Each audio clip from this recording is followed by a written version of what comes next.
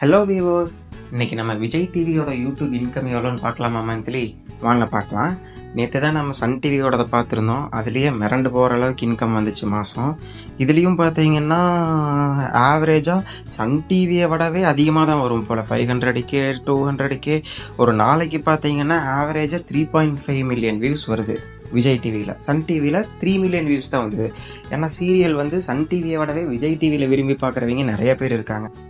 இவங்களது serial episodes, singing, drama இந்த மாதிரி videos தான் போடுறாங்க. அப்படின்னா நம்ம என்டர்டெயின்மெண்ட் கேட்டகரியிலே எடுத்துக்கலாம்.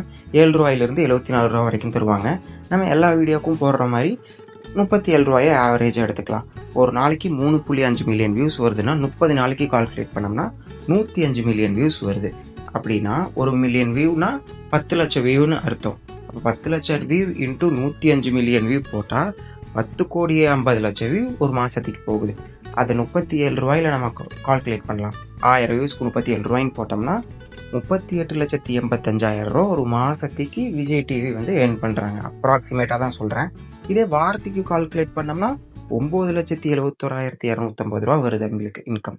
ஒரு நாளைக்கு 1,38,750 விஜய் டிவி இன்கம் ஏர்ன் பண்ணுறாங்க.